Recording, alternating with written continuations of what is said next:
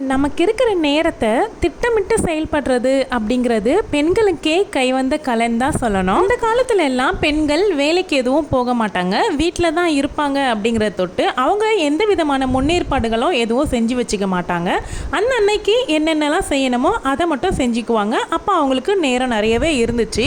இப்போது நம்ம வீட்டிலிருந்து பிஸ்னஸ் பண்ணுறது இல்லை வேலைக்கு போகிறது இந்த மாதிரி இருக்கும் பொழுது முன்னேற்பாடுகள்ன்றது நமக்கு ரொம்பவே தேவைப்படுது. இல்லை, நான் எந்த மாதிரியெல்லாம் ரெடி பண்ணி வச்சுப்பேன் அப்படிங்கிறத தான் இந்த வீடியோவில் காமிச்சிருக்கேன். இந்த மாதிரியே ஒரு ப்ரிப்ரேஷன் வீடியோ ஆல்ரெடி நம்ம சேனலில் போட்டிருக்கேன். அந்த வீடியோ பார்க்காதவங்களுக்கு இந்த வீடியோவில் டிஸ்கிரிப்ஷனில் கொடுக்குற லிங்க்கை செக் பண்ணி பாருங்கள். அதில் ஃபஸ்ட்டு நான் ரெடி பண்ணிக்கிற விஷயம் இஞ்சி பூண்டு பேஸ்ட்டு அண்ட் இஞ்சி விழுது. இஞ்சி டீ போடுறதுக்காக வேண்டி நான் தனியாக கொஞ்சம் விழுது பண்ணி வச்சுக்குவேன். இஞ்சி பூண்டு பேஸ்ட்டு எப்போவுமே எல்லாத்துக்குமே தேவை தான். எங்கள் வீட்டில் நான்வெஜ்ஜை விட வெஜ் தான் அதிகம், இருந்தாலுமே இஞ்சி பூண்டு பேஸ்ட்டு நான் ரெடி பண்ணி வச்சுக்குவேன். அடுத்து முக்கியமான வேலை என்னென்னா வெங்காயத்தெல்லாம் இந்த மாதிரி தோல் உரித்து வச்சுக்குவேன். சின்ன வெங்காயமாக இருந்தாலும் பெரிய வெங்காயமாக இருந்தாலும் தோல் உரித்து வச்சுக்குவேன். ஒரு 4-5 நாளைக்கு வர மாதிரி எடுத்து வச்சுக்குவேன். பூண்டுமே தோல் உரித்து வச்சுக்கிறது உண்டு. கோதுமை மாவு சுத்தமாக காலி ஆயிடுச்சு. அதனால் கோதுமை வாங்கி நல்லா வெயிலில் காய வச்சுட்டு அதுக்கப்புறமா சுத்தப்படுத்திக்கிட்டு எடுத்துகிட்டு போய் அரைச்சிட்டு வந்துட்டேன். கோதுமை மாவு நம்ம வீட்டில் எப்போவுமே இருக்கணும். இட்லி மாவு மட்டுமே நம்பி நம்ம எதுவுமே பொழப்பு நடத்த முடியாது. ஸோ கோதுமை மாவு இருந்துச்சு அப்படின்னா நம்ம ஆல்டர்னேட்டாக மாற்றி மாற்றி செய்கிறதுக்கு யூஸ்ஃபுல்லாக இருக்கும். இது கூட நீங்கள் தானியங்கள் சேர்த்து கூட அரைக்கலாம். நான் ப்ளைனாக தான் அரைச்சிருக்கேன். ஆல்ரெடி அரைச்சி வச்சுருந்த மஞ்சத்தூள் காலியாக போகிற ஸ்டேஜில் இருக்குது. ஸோ அதனால் நான் மஞ்சள் கிழங்கு வாங்கி அதையுமே ஒரு கொஞ்ச நேரம் வெயிலில் ஒரு மணி நேரம் போல் காய வச்சு அரைச்சி எடுத்துகிட்டு வந்துட்டேன். டைட்டாக க்ளோஸ் பண்ணி வச்சுருங்க. தயிர் எப்போவுமே ரெடி பண்ணி வச்சுக்கிட்டா நல்லது. பட் நான் அப்படி ரெடி பண்ணி வைக்கிறது இல்லை. இப்போது சம்மர் ஸ்டார்ட் ஆகிட்டு இனிமேல் ரெடி பண்ணி வைக்கணும். அந்த அன்னைக்கு மறுநாள் தயிர் சாதம் கேட்டாங்க. அதனால் இருந்த தண்ணி கலந்த பாலில் ரெடி பண்ணி வச்சேன்.